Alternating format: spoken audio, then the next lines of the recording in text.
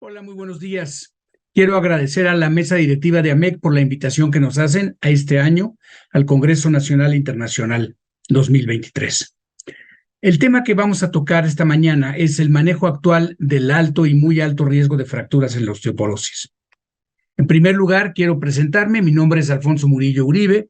Soy ginecólogo y obstetra con subespecialidad en ginecología endocrina y certificado como biólogo de la reproducción y como densitometrista clínico. En mi actividad profesional en el 2023, consulta privada en el Hospital Ángeles de las Lomas, que es mi sede, y en el Hospital Ángeles México, y jefe del área de osteoporosis y climaterio en el Hospital Ángeles Lomas. Bien, vamos a empezar con el tema esta mañana de manejo actual del alto y muy alto riesgo de fractura en la osteoporosis. Agradezco a MEC y a la doctora Basa Bilbao por la invitación que nos han hecho amablemente. Primero, cuando evaluamos a una paciente con osteoporosis, lo primero que estamos haciendo es evaluar el riesgo que tiene de fractura. Y no es básicamente la densitometría, sino cuáles son las posibilidades de fracturarse. Y para esto utilizamos instrumentos como, por ejemplo, el cuestionario de FRAX para poder identificar cuál es el riesgo de fractura. En nuestro país el FRAX está validado para población mexicana. Entonces, el riesgo más importante es la fractura previa. Cualquier fractura reciente en los últimos 12 meses es alto riesgo para una fractura nueva. Por lo tanto, aquí entra en el grupo de muy alto riesgo. Pero cualquier otro antecedente de fractura, aunque tenga más tiempo, eso lo deja en alto riesgo de fractura. Entonces, los dos son grupos de estratificación que nos hablan de peligro inminente de fractura. La edad del paciente, por supuesto, entre más edad, mayor es el riesgo. Y después viene la baja densidad mineral ósea, medida en 3 lugares principales: columna lumbar de L1 a L4, el cuello femoral o el fémur proximal total. Y tenemos una región alterna cuando no podemos usar la columna o no podemos usar la cadera por diferentes osteofitos o anomalías radiológicas, utilizamos el tercio medio del radio, lo que se llama el radio 33%. Bien, después de esto nos vamos a los factores de riesgo. Tenemos un grupo de factores de riesgo genético o factores de riesgo no modificables. Aquí está el sexo femenino. Por supuesto, la mujer tiene más riesgo de fracturarse en todas las edades y en todos los sitios del cuerpo, porque la mujer tiene 30%, genéticamente 30% menos hueso que el varón. El grupo étnico asiático o nosotros, los mexicanos, hispanos, latinos, como nos queramos llamar, que somos una variante del grupo caucásico. Entonces, este grupo asiático tiene más riesgo, nosotros tenemos un riesgo moderado de fractura, y la gente de piel negra, de piel oscura, tiene mucho menos riesgo de fractura. Antecedentes familiares de fractura de cadera directos, esto es un alto riesgo, pero también cualquier antecedente familiar de osteoporosis es un factor de riesgo que tomar en consideración. La complexión baja y ciertas enfermedades comórbidas como artritis reumatoide, enfermedad pulmonar obstructiva crónica, enfermedad de Parkinson, todas ellas directamente nos afectan en la posibilidad de una fractura, porque afectan la motilidad, porque afectan la absorción de calcio, etcétera. Entonces, eso hace riesgos importantes no modificables. También existe una serie de factores de riesgo que potencialmente son modificables. Por ejemplo, el bajo índice de masa corporal. Aquellas mujeres que tienen un índice de masa corporal de 19 o más abajo tienen alto riesgo de fractura. La deficiencia de calcio que ocurre en la mujer mexicana en toda nuestra vida, pero particularmente en el climaterio, y la deficiencia también que tenemos como país de la vitamina D. Y aunque vivimos en una latitud donde nos da mucho el sol, nos protegemos del sol, y entonces eso no permite que se active nuestra vitamina D. La deficiencia del estrógeno que se asocia a la posmenopausia también es otro factor de riesgo. La actividad física inadecuada, es importante movernos. Idealmente, deberíamos de recomendar que nuestros pacientes den por lo menos 10,000 pasos al día. El consumo excesivo de alcohol, en 3 raciones de alcohol o más al día, el fumar tabaco desde un cigarrillo al día, la frecuencia de caídas. Un adulto que se cae 2 veces o más en un año, más si es un adulto mayor de 60 años, ese adulto puede tener también factores de riesgo para fracturas. Y el uso de ciertos medicamentos como por ejemplo los glucocorticoides, pero también están los análogos de GnRH, los inhibidores de la aromatasa y medicamentos que pudiéramos considerar tan inocuos como los antidepresivos inhibidores de la recaptura de serotonina o los medicamentos para la acidez estomacal, la gastritis, que producen un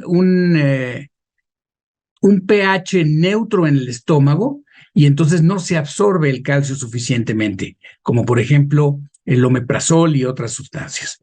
Entonces, todos estos son una serie de factores de riesgo que nos van a incrementar el riesgo de fractura y eso nos permite estratificar el riesgo mayor. Un T-score ya hablamos de 2.5 en columna, en cuello de fémur o en fémur proximal total o en la región alterna del tercio 33 de radio. Y es indicación directa para tratar a la paciente. Fractura vertebral o fractura de cadera, independiente de cuál es la densidad mineral ósea, es alto riesgo.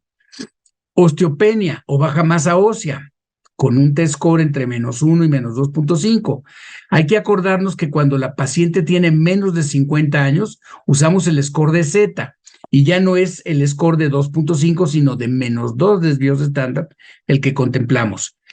Y si hay una fractura por fragilidad con esta baja masa ósea, entonces en cualquiera de los huesos que nos fracturamos por osteoporosis, entonces también es osteoporosis, aunque sea densitométricamente osteopenia. Y la baja masa ósea u osteopenia con un FRAX positivo, 20% para riesgo de fractura mayor o 3% para riesgo de fractura de cadera, también nos indica un paciente de alto o de muy alto riesgo de fractura. Entonces, la mayor parte de los medicamentos que tenemos para tratar la osteoporosis son antirresortivos. El 95% de los casos lo tratamos con medicamentos antirresortivos. Entonces, estos principalmente son la terapia de reemplazo menopáusico, los estrógenos con las progestinas para las mujeres con útero, los SERMs, los bifosfonatos o el denosumab. Todos ellos tienen una acción frenando la destrucción excesiva que ocurre en el hueso, en el recambio que tenemos de masa ósea. Pero tenemos algunos medicamentos que trabajan como formadores principalmente, estimulando a los osteoblastos, como por ejemplo pueden ser la teriparatida, que sí tenemos en México desde hace 20 años, o la abaloparatida, que todavía no llega a México, pero es un péptido relacionado con la teriparatida. Y más recientemente se incorpora otro anticuerpo monoclonal que tiene una acción dual, que tiene una acción principalmente formadora de hueso, pero también antirresortiva. La mayor parte de la acción formadora de hueso de la teriparatida y la abaloparatida se da en el hueso de remodelado, con poca formación de hueso nuevo o hueso de modelado.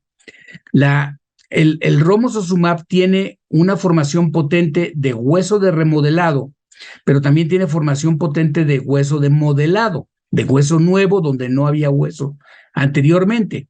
Y tiene un segundo efecto antimetabólico que frena la destrucción excesiva del hueso, entonces tiene la función de anabólico y antirresortivo, que nos va a dar una mayor cantidad de masa ósea.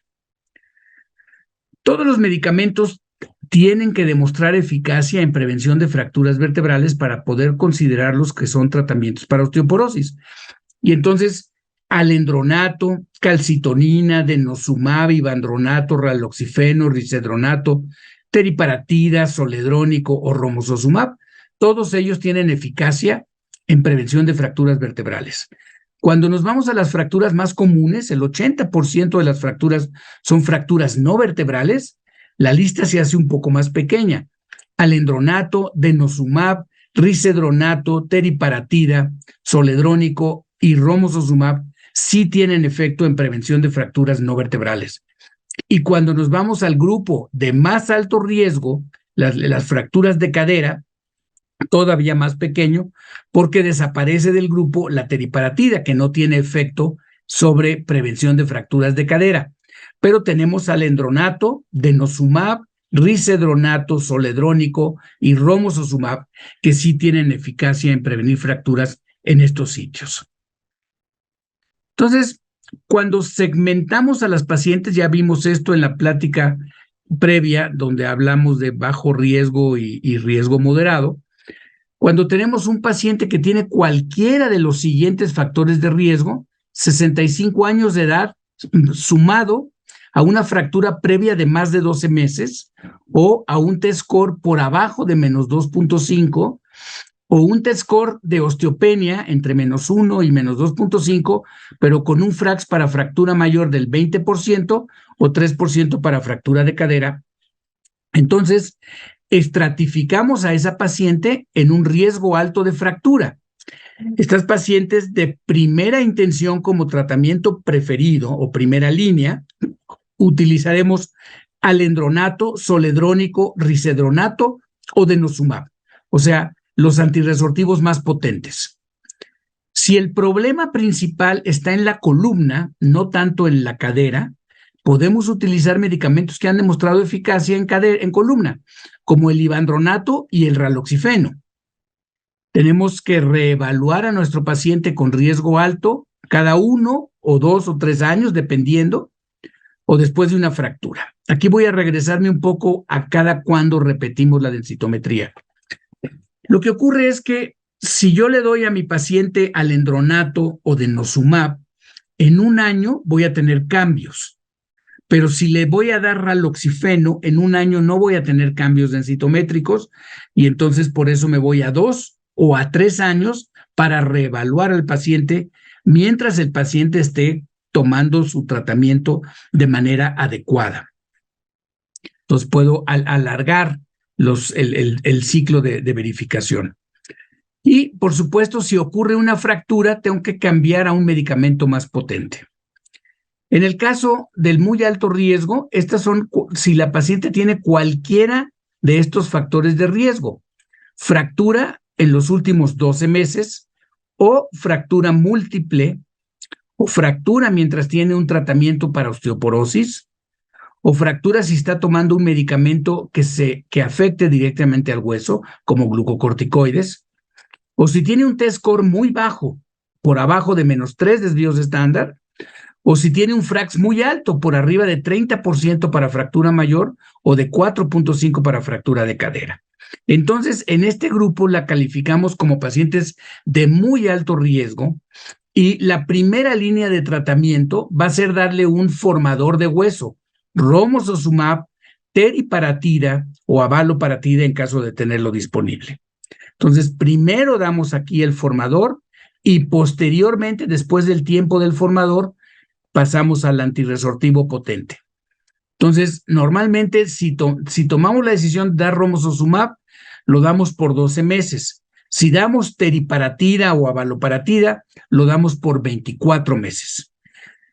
Si en la institución donde yo trabajo no tengo formadores de hueso, o si mi paciente no puede acceder a estos medicamentos porque son mucho más caros, entonces hay que darle como manejo de segunda línea o manejo alterno un antirresortivo potente que pudiera ser alendronato, soledrónico o denosumab.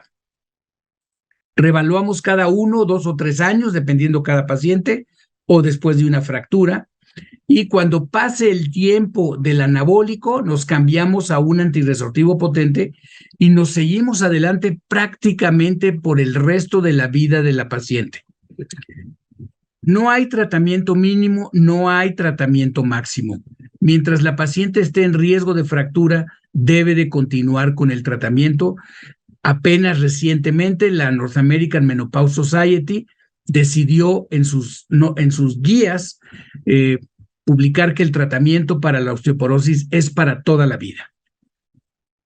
Bien, vamos a hablar primero del alendronato como el bifosfonato oral disponible y más potente que tenemos.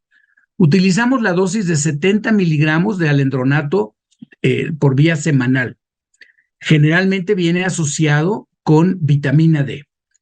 Cuando damos alendronato semanal en ayuno con agua natural, la reducción de fracturas vertebrales es alrededor de un promedio del 50% y la reducción de fracturas de cadera a los 3 años es un promedio del 51%.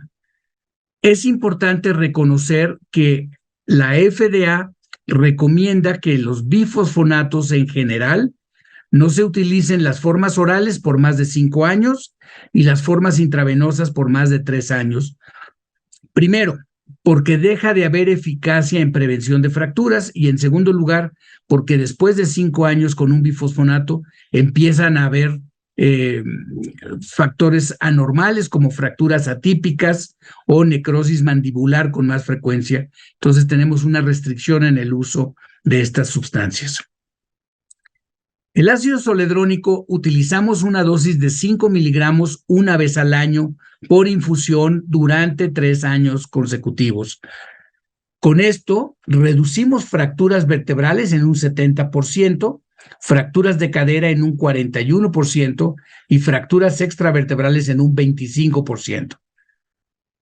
Igual que los orales, se recomienda un tiempo máximo porque después empieza a haber factores negativos.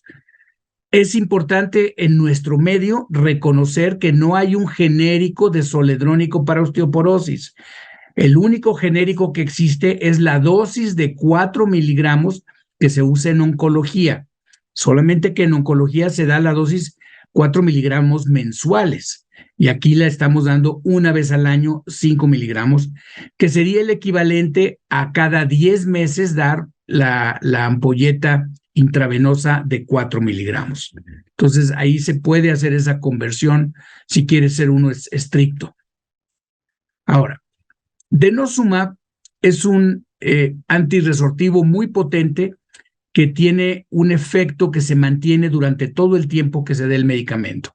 El estudio más grande de denosumab cubre 10 años de tratamiento con un incremento de la masa de la columna lumbar del 21.7%, prácticamente 2% por año de incremento, y en la cadera total prácticamente casi un 10% de incremento a lo largo, o sea, 1% por año a lo largo de los 10 años de tratamiento.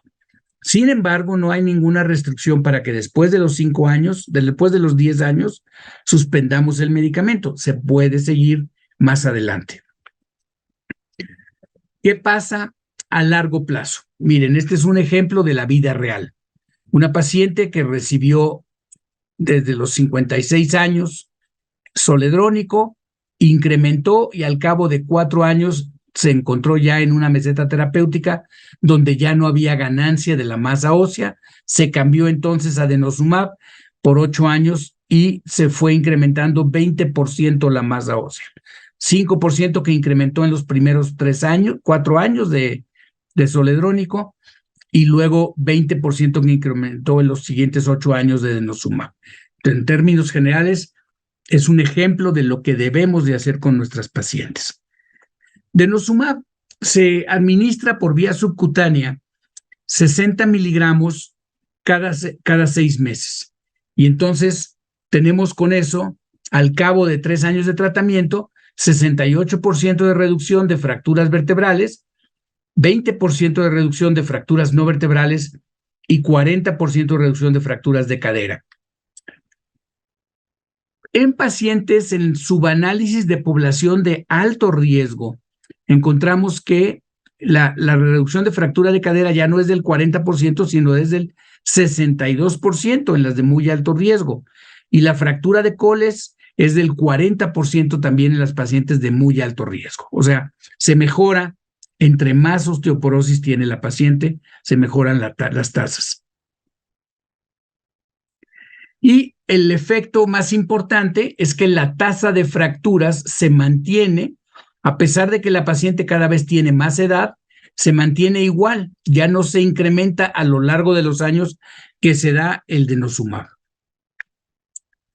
Ahora, Cuando los ponemos en una tabla comparativa, no son estudios cara a cara, pero cuando comparamos los resultados, vemos que con todos los tratamientos hay un incremento en la densidad mineral ósea de la columna lumbar. Denosumab, alendronato, zoledrónico, risedronato, ivandronato, terapia de reemplazo menopáusico y raloxifeno. Todos incrementan la masa de la columna lumbar, el hueso trabecular. Pero en el hueso femoral total, que es más hueso cortical, denosumab sí mantiene el incremento durante todo el tiempo que se dé el tratamiento, pero los bifosfonatos llegan a un máximo a los 3, 4 años y de ahí en adelante hacen una meseta terapéutica donde ya no se incrementa la masa ósea.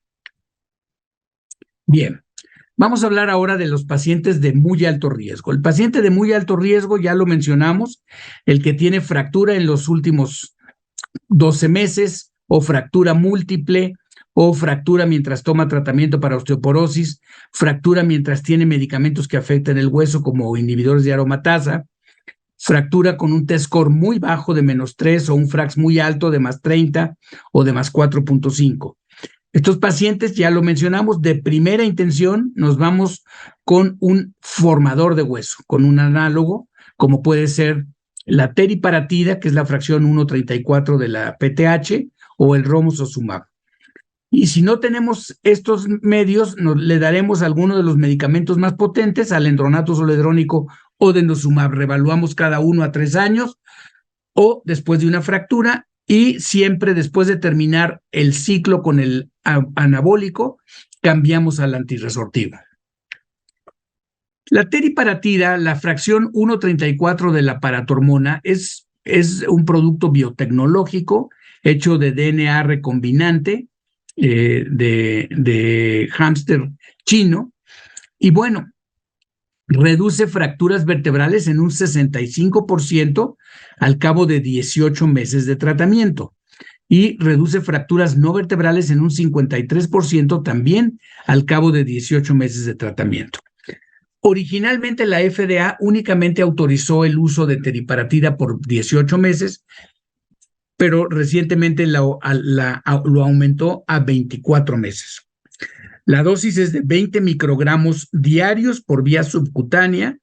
Se pone en los mismos sitios donde ponemos las inyecciones subcutáneas de la insulina, que sería en el bajo vientre, en el muslo, en la cara anterior o en la cara externa de los brazos.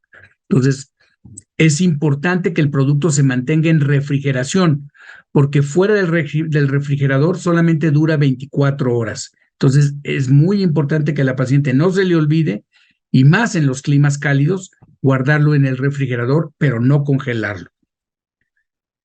La abaloparatida también reduce significativamente el riesgo de fracturas clínicas, fracturas de columna y fracturas extravertebrales, pero al igual que la teriparatida no tiene eficacia en prevención fracturas de cadera. La fractura clínica, que es aquella fractura general, cualquiera que ocurra en cualquier sitio, con abaloparatida se reduce al cabo de 24 meses en un 45% contra un prácticamente 30% de la reducción que ocurre con teriparatida, comparado contra el grupo placebo. Ambos grupos son estadísticamente significativos. Vamos a pasar entonces al romosozumab. El romosozumab es un agente formador de hueso y es un anticuerpo de unión a esclerostina. Entonces, el mecanismo de acción es a través de la vía de la esclerostina. Ejerce un efecto doble en el hueso, aumentando la formación ósea y disminuyendo la resorción del hueso. Entonces, ¿cómo funciona como anabólico? En primer lugar, activa mayor cantidad de células planas de revestimiento óseo para formación de mayor cantidad de osteoblastos. Estos osteoblastos van a producir una mayor cantidad de material osteoide que se va a mineralizar posteriormente para formar hueso nuevo. También estimula directamente la vía de las células osteoprogenitoras. ¿Se acuerdan? En la médula ósea tenemos toda la serie de los leucocitos, los monocitos, las células plasmáticas, etcétera. Y estas células, a partir de células madre, se activan para formar osteoblastos, también mayor cantidad. Entonces, por un lado tenemos los que estaban senescentes, dormidos, como células de recubrimiento que se activan, y los nuevos osteoblastos que se forman de las células osteoprogenitoras, y finalmente una mayor cantidad de material óseo que se va a mineralizar con el tiempo. Y esto nos va a dar una mayor cantidad de masa ósea, tanto en la zona de recambio, pero también en el hueso donde no había hueso previamente. Y el segundo mecanismo de acción es la inhibición de los osteoclastos para que no destruyan mayor cantidad de hueso, y de esta manera tiene el efecto dual de la restricción. ¿Cómo se comporta el romosozumab?